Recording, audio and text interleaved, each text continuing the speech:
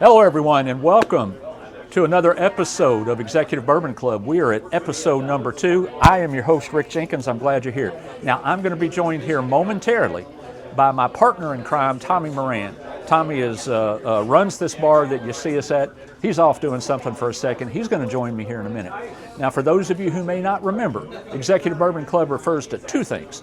One, we are a monthly networking group of executives that get together, share a little bit of time together, drink a little bit of bourbon, have a good time. But it's also Executive Bourbon Club, the name of this YouTube video series. And so I'm glad you're joining us. Today we're going to talk about, as you can see right here, the stable of Wild Turkey Bourbon. I was born and raised in a small town called Lawrenceburg, Kentucky, central Kentucky, and it has a claim to fame. It is the home of Wild Turkey. It not only is the home of Wild Turkey, but it is the home of Four Roses Bourbon. Now, when I was growing up in this small town, and we're talking a small town, Lawrenceburg, there was a population sign there, so when you were coming into Lawrenceburg, you would see the sign. I don't remember exactly how many people were in this town when I was growing up, but it was 3,000 something. I remember the sign said 3,000 something, right? Small town, a few stoplights, and if you worked in Anderson County, Kentucky, back in the 70s, I'm 58, okay? So back in the 70s, the early 80s, you did one of three things. You worked at one of the distilleries, you worked at the Levi Button factory, or you worked on a farm. On my mom's side of the family, that side of the family worked at Wild Turkey, or at least a few of them did. My granddaddy, he worked at Wild Turkey for most of his life. Rest in peace. He died back in the early 80s. And my uncle also, my Uncle Big John, also rest in peace. He worked at Wild Turkey for most of his adult life. And so bourbon's kind of always been on the periphery for me because I'm from Kentucky, because I'm from Lawrenceburg, and I've been around these types of bourbons, this Wild Turkey stuff, ever since I was a kid. I didn't drink it when I was a kid. As a matter of fact, I didn't even like Wild Turkey as a really young adult, but I've certainly grown to appreciate it as the years have gone by. All right, so I'm going to bring in my partner in crime, like I say, Tommy Moran. Tommy runs this bar. Tommy, get in here. How you doing, buddy? Doing good, brother. How are you today? I am doing good. Good to see you. Good to see you as well. So we're talking Wild Turkey today. Heck yeah, let's do it. Right? We got all kinds of good stuff to talk about, and Tommy is our bourbon expert, and so we're just going to kind of bat these around a little bit, and we're going to start at the very beginning, the basics, and the basic Wild Turkey is 101. 101, man. You can't beat that, right? Can't, man. Price point, all of it. Yeah. 101 proof. Yeah, $23, something like that. You're going to pay $23 to get that MSRP, give or take $1. But as far as I'm concerned, there is not a better deal than 101. I mean, bang for your buck, man. I mean, absolutely. Yeah, exactly. I mean, if you just want to get a bourbon at a great price point, you can't beat 101. No, you can't. Now, I want to ask you this question.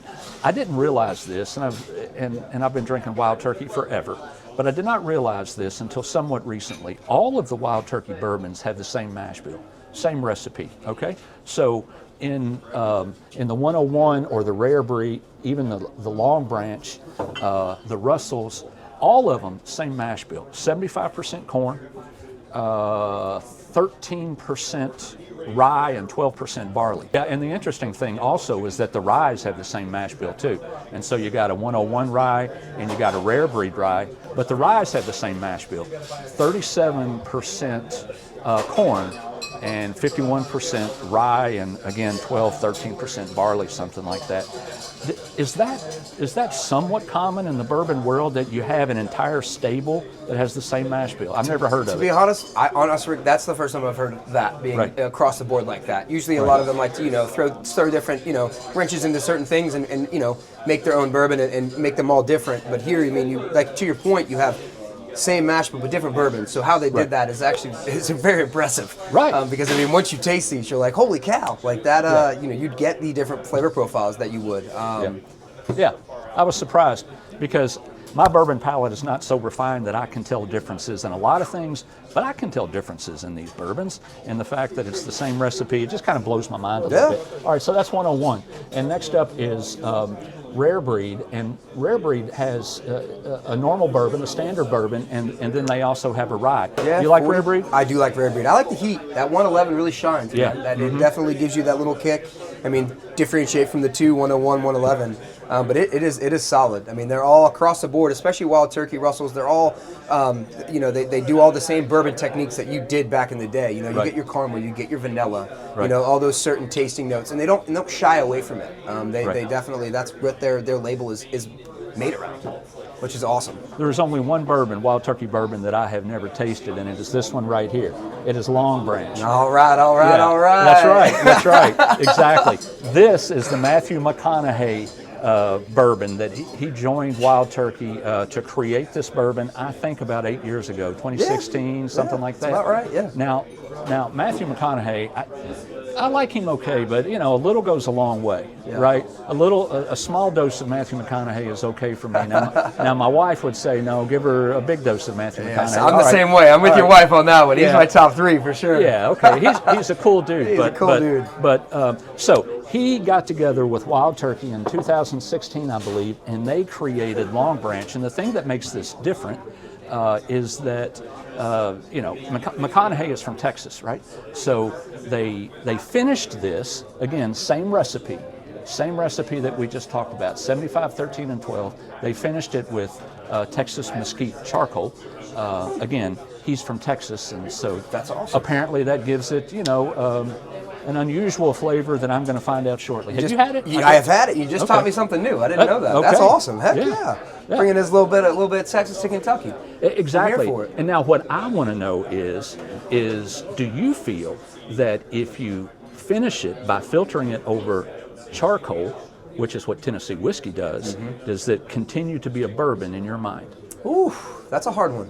As long as it hits the parameters of the 51% corn, chart number 3, does all that, bottled in the right categories and all that, I feel like, your main staple was the bourbon, and then that, that filtration process and/or that aging process. Yep. So you're going, it's apples and oranges. So that's really that's a tough one. That's a hard one to answer. Well, it is, it's a question that people have been battling over for some time. It started with me when they were, when you're saying is Jack Daniel's a bourbon. It is sold and marketed as Tennessee whiskey, and that is because the way they filter it and finish it is unique to Tennessee.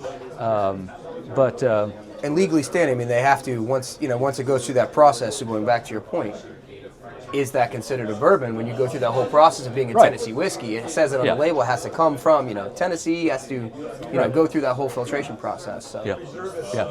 So I don't know. What say you? Right? I've heard people argue it both ways. So what? We've got rare breed here. We've got Kentucky Spirit. Now, Kentucky Spirit is interesting. I haven't had Kentucky Spirit in a while, but it's another step up in price. I think it's $50 or $60, something like that. Same recipe. What can you tell me about Kentucky Spirit? The Kentucky Spirit, my man, I know it has a little bit more of a less of proof on it, obviously. It is a single barrel. So you're definitely you're going to have uniquenesses that brings out to this specific bottle versus your rare breed rye, your Long Branch, your Wild Turkey. It is absolutely phenomenal. On my palate, I feel like it's a little on the lighter side. It's definitely very approachable. Comparatively speaking to like the rare breed, it's going to have that hotness to it. You're definitely going to have that proof behind it. This is just an even keel. Goes great over ice. Don't need to add anything to it. And so this is 101 as well. 101 as well. Yeah. So essentially same juice. Single barrel rickhouse, probably aged a little bit longer to give it that, that caramelized color. If you can you can tell just by the color in the bottle how much hueishness shines through on it. In which I want to stop right there for a second, because that's a good time to talk about Jimmy Russell. We're going to get to talk about Jimmy Russell when we get down here for a second some more. But Jimmy Russell is the master distiller, famous master distiller at Wild Turkey. Jimmy has been working this year at Wild Turkey for 70 years, hence the 70th anniversary edition of Wild Turkey that just came out here recently. And I haven't tried it, of course, but I'm told this could be the bourbon of the year. They call Jimmy Russell the Buddha of bourbon. That's how long he's been doing this, man. I like that. It's insane. The Buddha of he bourbon. is just, and He's the only one to this day that is still continuing to make Wild Turkey at his age. I mean, So Jimmy started working at Wild Turkey, get this, in 1967. I was 1 year old when he started working there. Now, it took him another 12 years or something like that to become the master distiller. He is what you call the OG, as kids will say today. Jimmy Russell is the original gangster of bourbon. Now, his son, Eddie Russell, also a master distiller, and then Eddie's son is Bruce, I believe, and so those three guys all work there at Wild Turkey. The cool thing about that too is Eddie Russell and Jimmy Russell are the only dynamic father-son duo that are still distilling today, and that's hence where we get Russell's Reserve and going into those other things. So I just thought that was really cool. Father-son still killing it. It is cool. Father, son, and now grandson. And now grandson. And now grandson. And I don't believe Bruce is a master distiller yet, but he certainly is working in the family business. Okay, so I want to talk about these two here for a quick second. And then we'll get down into some nicer juices. This is American Honey. American Honey and American Honey Sting. We're talking about honey liqueur here. You're talking less than a $20 bottle right here. This is, it's thick, it's honey, you best believe, and it gives you another reason to drink bourbon. And let me explain that to you. About 7, 8, 10 years ago, I was sick, and I felt bad. But I wanted to have some bourbon, and the wife was saying, "You're sick. You don't need to be drinking bourbon." I Google and I find out, you know what? American Honey will coat your throat and make you feel better when you are sick. American Honey, right? Sign me up. And man, so I'm here for that. It gave me a reason. Hey, baby, I'm reading it right here. It says that I'm sick. I should drink this, and so it gave me a reason. So that's that. That's awesome. This is American Honey Sting. I've never had it. I don't think it's been out too long. Maybe I'm wrong. No, but not. It has a hint, as they say, of ghost pepper, and so there you go.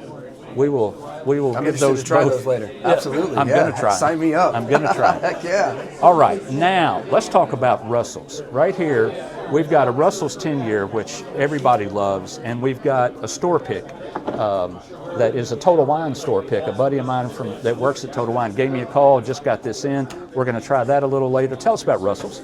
Russell's, so what we were just alluding to, Eddie Russell coming out, kind of building up his father's legacy, and it actually got inducted into the Bourbon Hall of Fame in 2010 based on just his Russell's lineup. Russell's, so they have a couple different SKUs. Obviously, Rick was telling you about the store pick. They have their common, their 10-year, which is an absolute fabulous bottle. And going back to alluding to what Rick and I were just talking about earlier, it's just the technique of bourbon, that the style that they bring to the table is very traditional. It is oak, it is vanilla, it is caramel, and they are very true to that, along with their mash bills as well.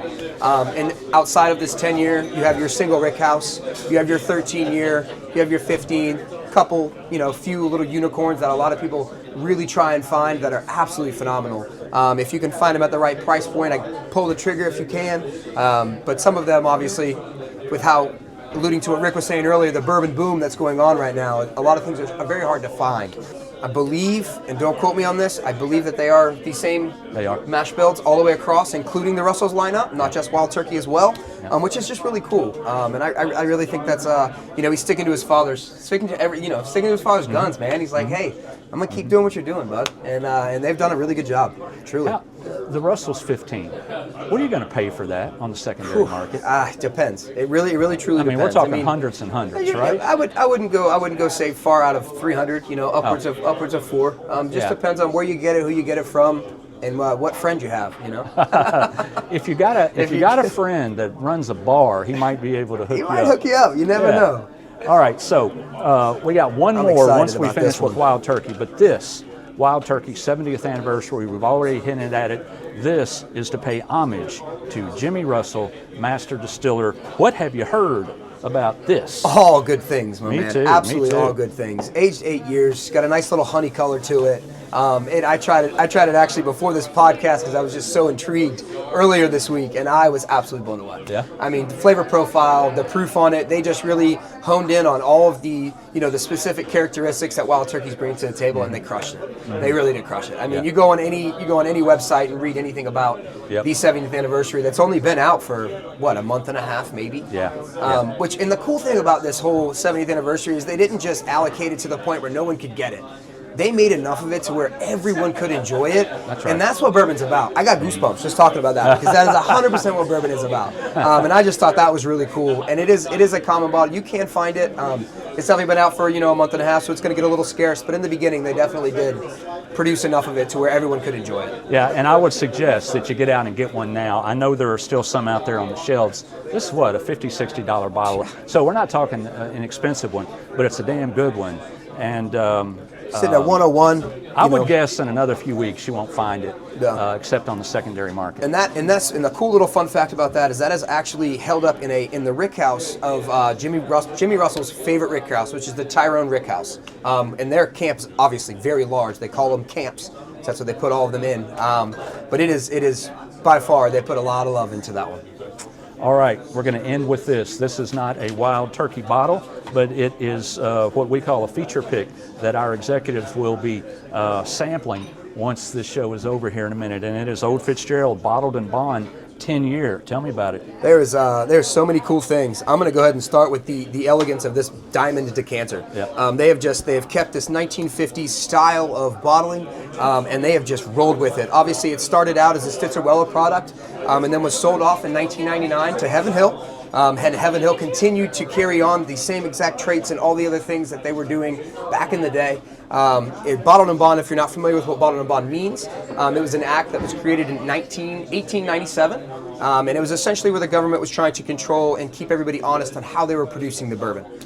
So the parameters for that are going to be produced by a distillery, one single distillery, has to be produced in a single season. Also, to proof it down, if it was to be overproofed, over 100, which is kind of the parameters in which Bottled and Bond has to be proofed at, they just add water. They don't do very much to it. And then also, most Bottled and Bonds, not anymore, but this one is keeping to the 1950s, the old school vibe. You have your tax stamp on here, which gives you everything you need to know about the bottle. It tells you the rick house, tells you the proof, tells you where it's coming from. But this specific one, I mean, you get a lot of butterscotch, you get a lot of those toasted notes. You definitely get some caramel. It is excellent, man. And for 100 proof, it's low key, goes down like water, which is unfortunate to some, but I thoroughly enjoy that. But yeah, All right, it's well, I look just a forward beautiful to it. bottle, man. I can't wait to crack it open with you. Well, I can't either, and we're getting ready to do that here in just a couple minutes. Folks, that does it. That is another episode of Executive Bourbon Club. I hope you enjoyed it. We are getting ready to go and allow our executives to come up here to the bar, and we're going to start cracking these open, and it's probably going to be a long night. So thanks for joining us. We'll see you next time.